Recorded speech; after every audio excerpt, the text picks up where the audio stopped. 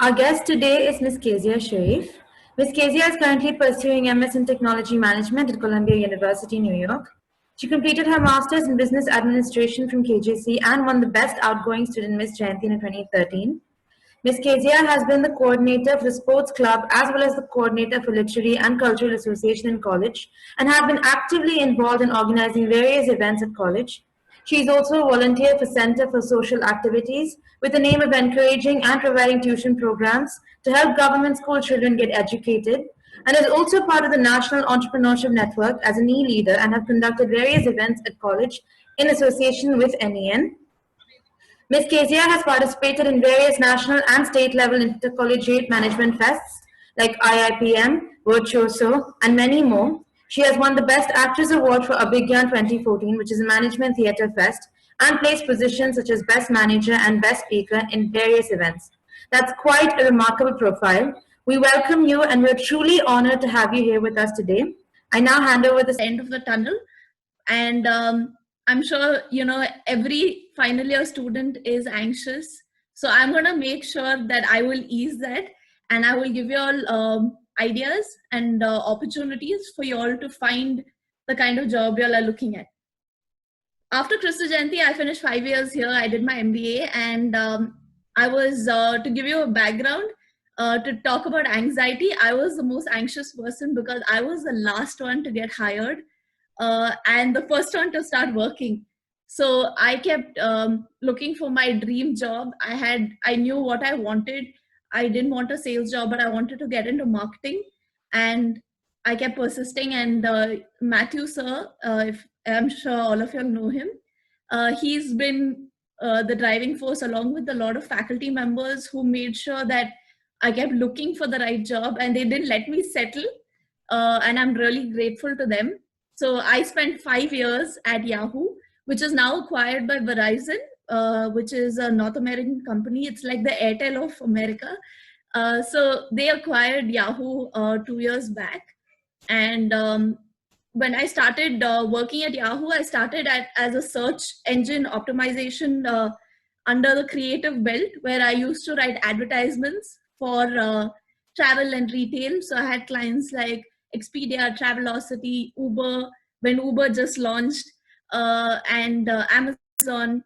So that was how I started off with search. And then the company moved to native advertising, and it's all in a digital space, as you'll know how Google and Yahoo works. So I started writing ads for native ads now, because we moved away from search thanks to AI. And we started, my role kind of revolved around strategy now, and it wasn't just advertisements. So we started coming up with strategies for how you can design a campaign for a particular time period. And that's how, it kept evolving. And now I'm a lead. Currently, I'm not working with Yahoo. I put down my papers a month back, actually. And I'm currently pursuing my MS in Technology Management. This is my second master's at Columbia University, which is in New York.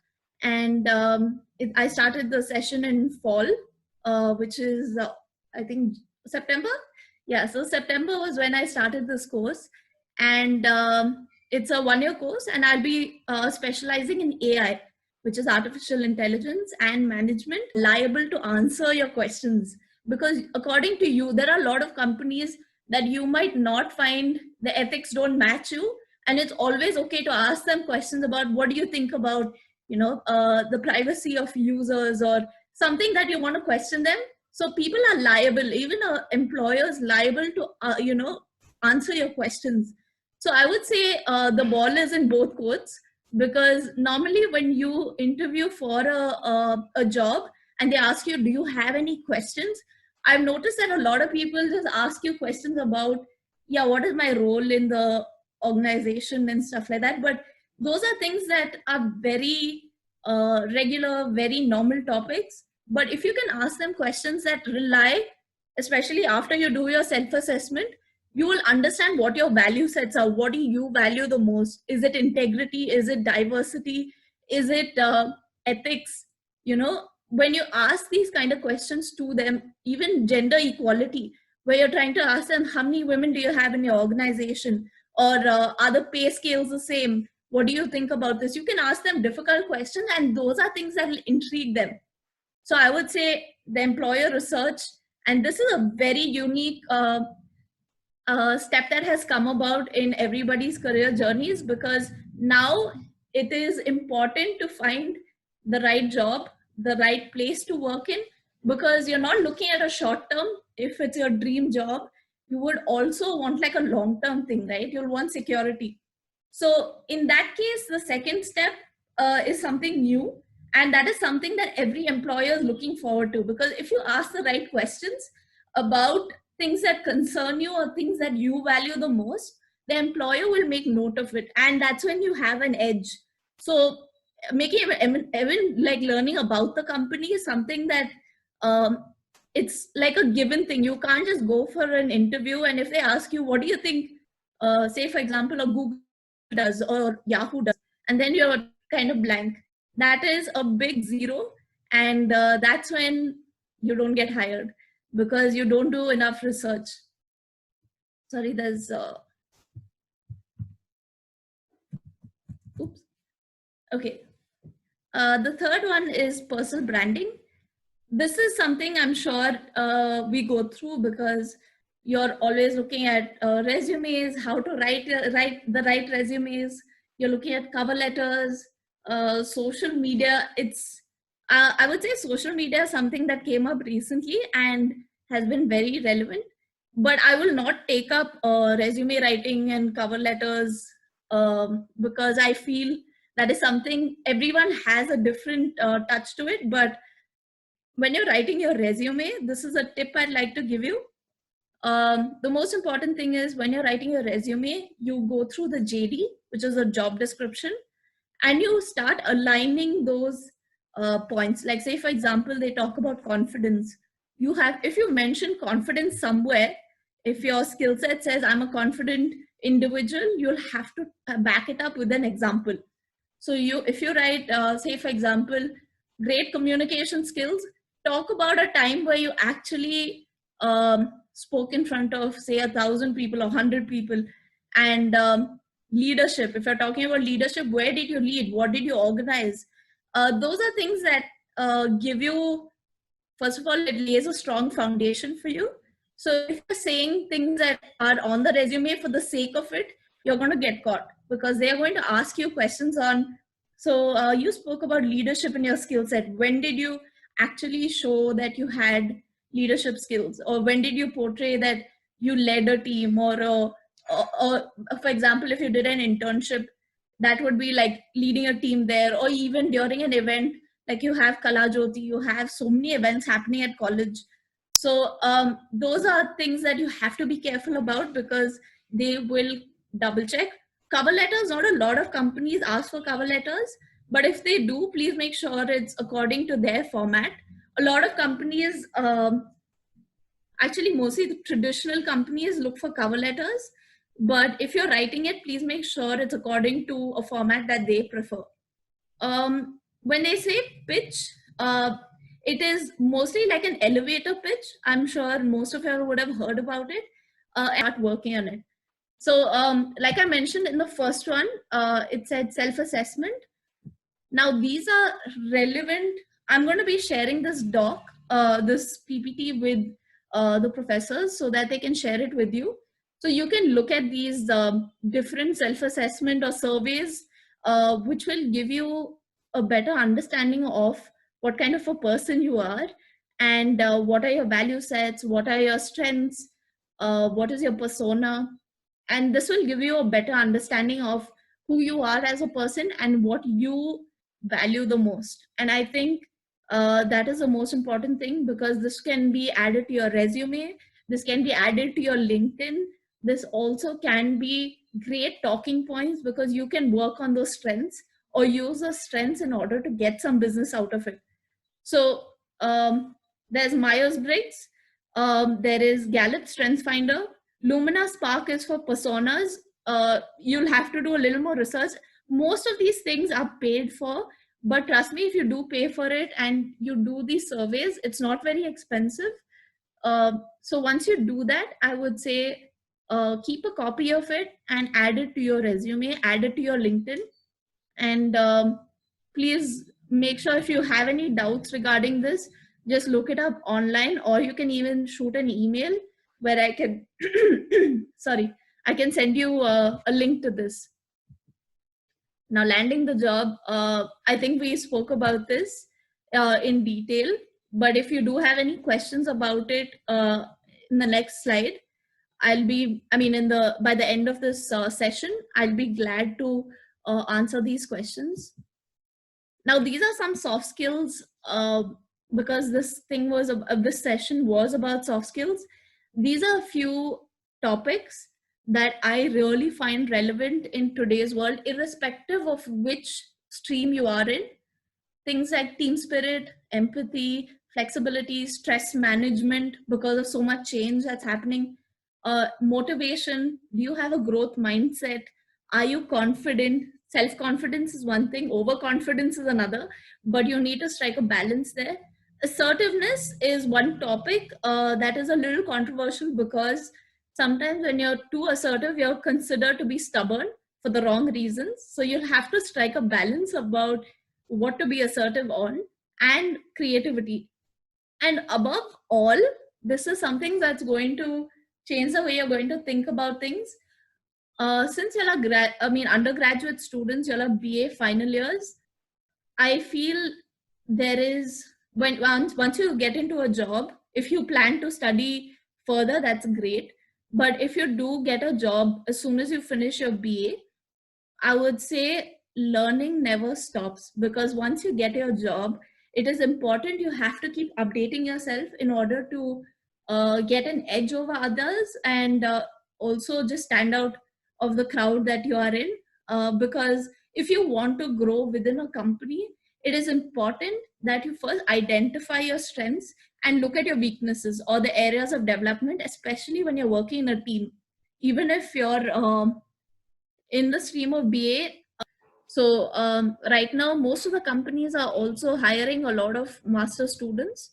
So I would say you can get an entry job, but in HR, but make sure that if you're sticking to HR, just stick to HR, because there are switches you can do. Like you can get a sales job, you can get a marketing job, you can become get into arts, humanities, any other stream of humanities. But making that switch will be a little problem later.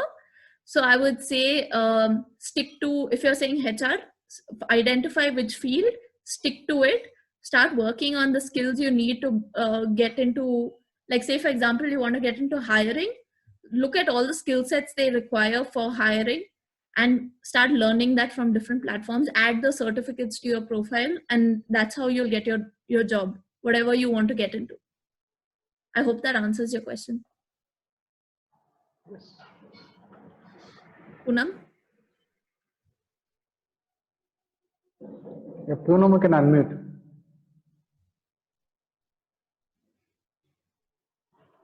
Yeah, but yeah, that's the answer to it. Okay, okay. I think there's some more questions.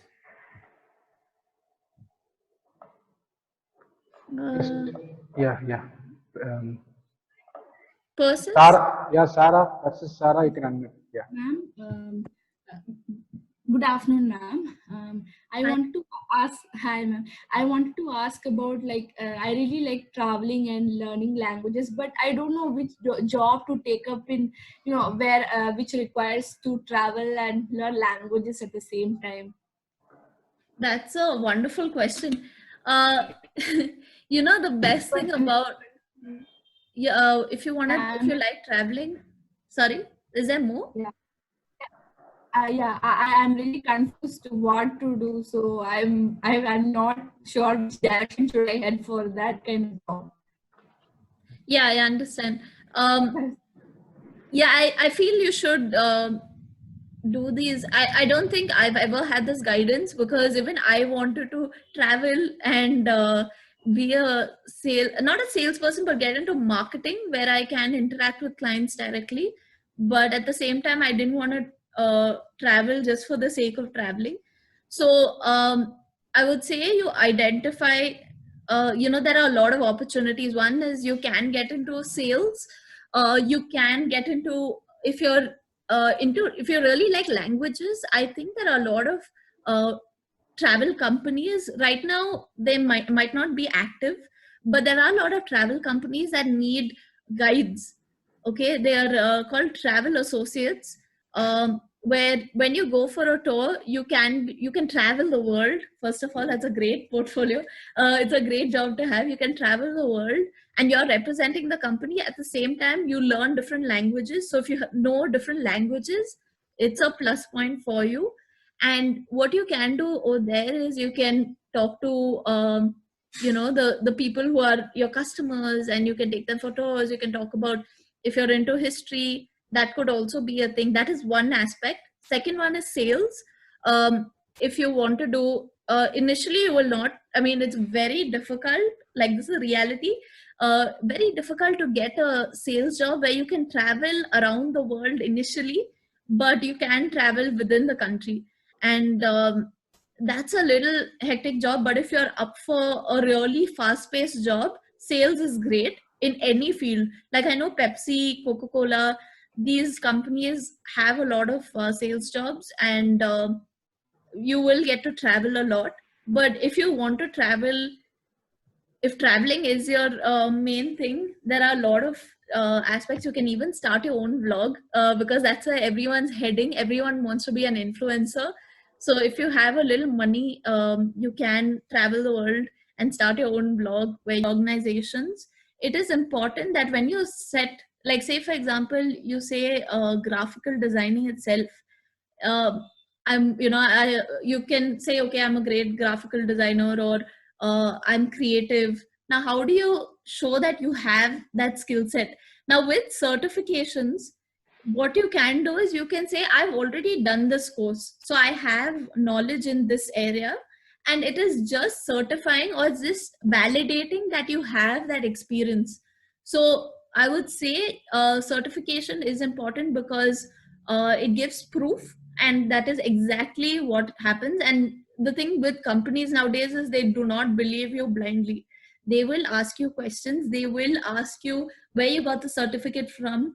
They will double check, because we have a HR team that does this whole process of double checking whether whatever you stated in your resume is true or not. They will also double check with college.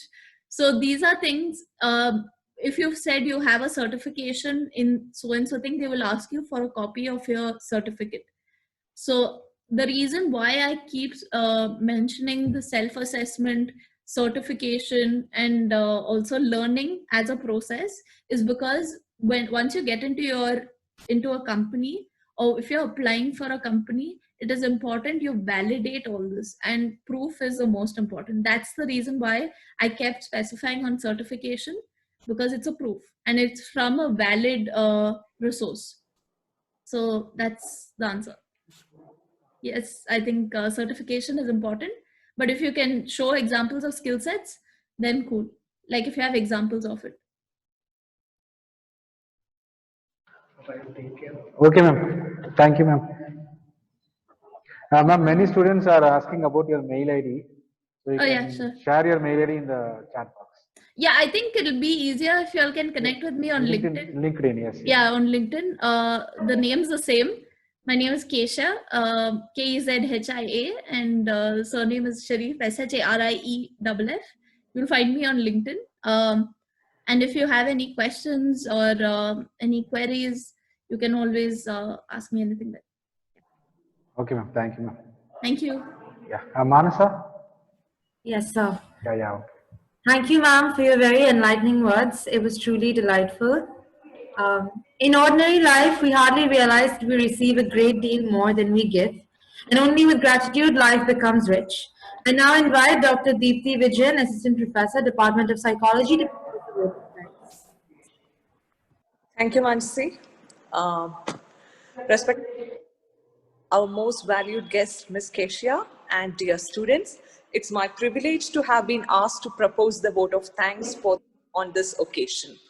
First of all, let me express my big thank you to Ms. Kezia for delivering such an informative talk on how to get a dream job. By